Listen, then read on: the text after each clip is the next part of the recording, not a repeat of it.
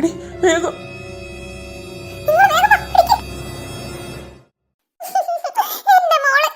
ചുക്കിയുടെ relatives ആണോ? അതെ sister. ഇതിലൊന്ന് സൈൻ ചെയ്യണേ. ഡോക്ടർ നോക്കുന്നില്ലോ, നിങ്ങൾ ഇതിലൊന്ന് സൈൻ ചെയ്യണം. ഇതാ സിസ്റ്റർ. ഓക്കെ, ഇവിടെ വെയിറ്റ് ചെയ്തോളൂ, എന്തെങ്കിലും ഉണ്ടെങ്കിൽ അറിയിക്കാം. നീ ഇങ്ങനെ വിഷമിക്കില്ലേടി.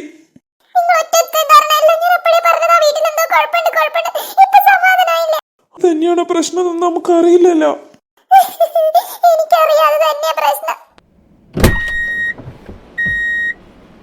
സിസ്റ്റർ, MRI കിട്ടിയൊന്ന് നോക്ക്. ശരി ഡോക്ടർ. ചന്ദ്രമുഖി, നീ ഇങ്ങനെ വിഷമിക്കില്ല, അവൾക്കൊന്നുമില്ല. നീ ഇങ്ങനെ കരയാതെ ചന്ദ്രമുഖി. നീ അങ്ങോട്ട് തന്നെ ഇങ്ങനെ നോക്കി നിന്നാ നിനക്ക് പിന്നെ സങ്കടമാവേ ഉള്ളൂ. നീ അവിടെ എവിടെങ്കിലും പോയി നീരിക്കുക, എല്ലാം ശരിയാവും. നീ നോക്കിക്കോ, നമ്മുടെ മോൾക്ക് ഒരു കുഴപ്പവും സംഭവിക്കില്ല.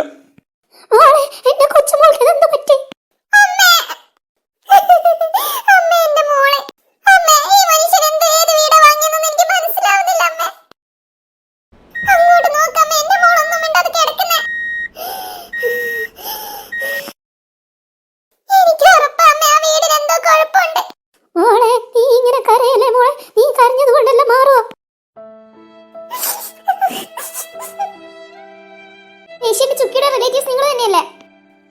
അതെ ഡോക്ടർ, ഞങ്ങൾ തന്നെയാ. നോക്ക്, ഇതൊരു ഹോസ്പിറ്റലാ. ഇത്ര ആൾക്കാർ ഇവിടെ നിൽക്കാൻ പാടില്ല. ചുക്കിയുടെ അച്ഛനും അമ്മയും മാത്രം ഇവിടെ നിന്നാൽ മതി. പേഷ്യന്റെ കൂടെ രണ്ടാൾ മാത്രമേ പാടുള്ളൂ. ഡോക്ടർ ഞങ്ങളെ പറയാം. അതുകൊണ്ട് കൂടുതലുള്ള ആൾക്കാർക്ക് ഒന്ന് പുറത്തു പോണേ. പിന്നെ ചുക്കിയുടെ അച്ഛനും അമ്മയും ഡോക്ടർ ഒന്ന് കാണാൻ പറഞ്ഞു. അച്ഛനും അമ്മയും മാത്രം ഉള്ളിലേക്ക് കയറിക്കോളൂ. ഓക്കെ?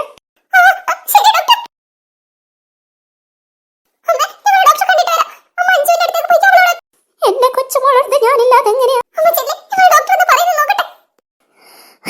ശരി സിസ്റ്റർ, കുട്ടിയുടെ പാരന്റ്സിനോട് വരാൻ പറഞ്ഞോ? പറഞ്ഞു ഡോക്ടർ. വരൂ വരൂ. നിങ്ങളാണ് ഈ കുട്ടിയുടെ അച്ഛനും അമ്മയോ? അതെ ഡോക്ടർ. എന്താ പറയണ്ടേന്ന് അറിയില്ല. എന്റെ 20 കൊല്ലത്തെ എക്സ്പീരിയൻസിൽ ഇതുവരെ ഇങ്ങനെ ഒരു കേസ് ഞാൻ കണ്ടിട്ടില്ല. നിങ്ങളുടെ മോളെ ശരീരത്തിൽ ഒരു മുറിവോ ഒരു ചതവോ ഒന്നുമില്ല. ബ്ലഡ് റിപ്പോർട്ടിലോ വേറെ ഒരു റിപ്പോർട്ടിലോ ഒരു കുഴപ്പമില്ല. നിങ്ങളുടെ മോള് ഇപ്പൊ കോമ സ്റ്റേജിലാണ്.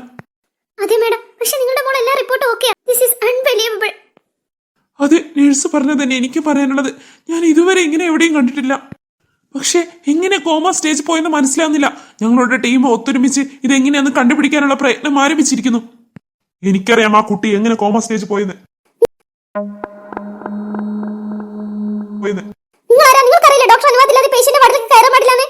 നീയൊന്നും മിണ്ടാതിരിക്കും സ്ത്രീയെ. വാട്ട്? Who is this? ആ കിടക്കുന്ന നിങ്ങളുടെ മകളല്ല. മകളുടെ ശരീരത്തിൽ വേറൊരു ആത്മാവ് കയറിയിരിക്കുകയാണ്. ആത്മാവോ? നിങ്ങൾ എന്തൊക്കെയാണ് പറയുന്നത്? സിസ്റ്റർ, സെക്യൂരിറ്റി വിളിച്ച് ഇയാളെ പുറത്താക്ക്. നീ നോക്ക്, നിങ്ങളെങ്കിലും ഞാൻ പറയുന്നത് വിശ്വസിക്ക്. നിങ്ങളുടെ മോളുടെ ശരീരത്തിൽ വേറെ ആരും കയറിയിരിക്കുകയാണ്. അവളുടെ ആത്മാവ് ഇപ്പൊ എവിടെയാണെന്ന് പോലും അറിയില്ല. എന്ത് ആത്മാവോ? ഇത്രയും മോഡേൺ ടെക്നോളജിയുള്ള കാലത്ത് ആത്മാവ്? താൻ എന്തൊക്കെയാ പറയുന്നത്? Security, please get out. ഡോ മോട്ടെ, നീ എന്താണ് ഞാൻ സംസാരിക്കുന്നത്? ഇങ്ങോട്ട് നോക്ക് മാഡം, എത്രയും പെട്ടെന്ന് നിങ്ങളെ മോളെ നിങ്ങളെ രക്ഷിച്ചെടുത്തോ, അല്ലെങ്കിൽ ഒരിക്കലും നിങ്ങൾക്ക് അവളെ തിരിച്ചു കിട്ടില്ല.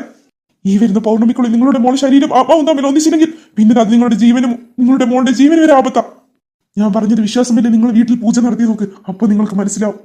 ഇങ്ങോട്ട് പറഞ്ഞു കേട്ടില്ല പുറത്തേക്ക് പോവാൻ. ഇനി എന്നോട് പുറത്തു പോകാൻ പറഞ്ഞ നിങ്ങൾ ആരാന്ന് പോലും ഞാൻ നോക്കില്ല. യോളെ ഇന്ന് ഞാൻ സെക്യൂരിറ്റി. ഞാൻ പറയേണ്ടത് ഞാൻ പറഞ്ഞു. ഇനി നിങ്ങൾക്ക് എന്ത് ചെയ്യാം, ഞാൻ പോവാം. ഇങ്ങോട്ട് നോക്ക് മാഡം, സർ. ബുദ്ധിയില്ലാത്ത പലരും അങ്ങനെ പലതും പറയും. അതൊക്കെ വിശ്വസിച്ച് നിങ്ങളെ കുട്ടിയെ ഷിഫ്റ്റ് ചെയ്യാൻ നിന്നാ അത് അവളുടെ ജീവന് വരെ ആപത്താ. നിങ്ങളുടെ മോളെ ഞങ്ങൾ ഹോസ്പിറ്റൽ 24 hour ഞങ്ങൾക്ക് മോണിറ്റർ ചെയ്യണം. എന്നാലും കുട്ടിക്ക് എന്താ സംഭവിച്ചതെന്ന് ഞങ്ങൾക്ക് പറയാൻ പറ്റുള്ളൂ. അതുമല്ല, നിങ്ങളുടെ കുട്ടിക്ക് ഇവിടെയാ സേഫ്. അതുകൊണ്ട് ഓരോന്ന് പറയുന്ന സ്വാമിമാരെ കണ്ടിട്ട് നിങ്ങളെ കുട്ടിയെ ഇവിടെ നിന്ന് മാറ്റാൻ നിങ്ങൾ ശ്രമിച്ചാ അത് അവളുടെ ജീവൻ ആപത്താ. പറയേണ്ടതൊക്കെ ഞാൻ പറഞ്ഞു. ഇനി നിങ്ങളുടെ ഇഷ്ടം.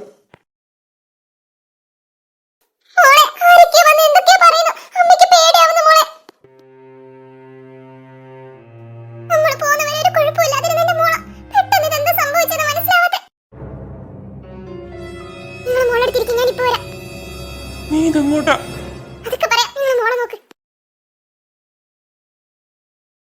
ഹോസ്പിറ്റലാണ് പോലും. ഹോസ്പിറ്റല് ബുദ്ധിയില്ലാത്ത കുറെ എണ്ണങ്ങൾ. ഞാൻ പറയുന്നത് ഒറ്റൊന്നിനും മനസ്സിലാവുന്നില്ല. സാരമില്ല, എല്ലാം പഠിച്ചോളും അനുഭവത്തിൽ. എന്ത് വേണം? നിങ്ങളുടെ കുടുംബത്തിന് ഒരു വലിയ ആപത്ത് വരാൻ പോകുന്നു.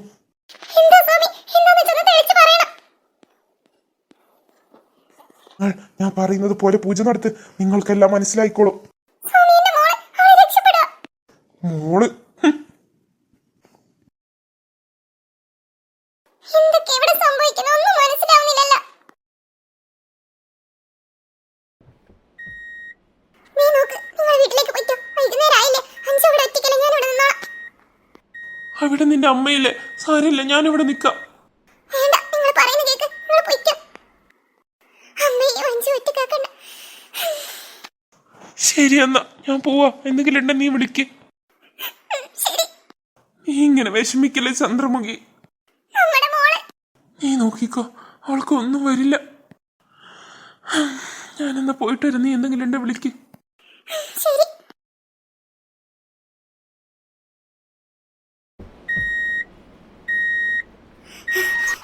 അച്ഛനാ പോയത്. എത്ര നേരം ഞാൻ ഹോസ്പിറ്റലിൽ തപ്പി നടക്കുന്നു. ഇപ്പോഴൊന്ന് കണ്ടുപിടിച്ച് ഇവരെന്നെ കൂട്ടാതെ പോയി. അവൾക്കെന്താ ഉള്ളിൽ പണി നോക്കട്ടെ, ഇന്ന് മാറ്റിക്കൊടുക്കും ഞാൻ അവളുടെ ഡ്രാമ.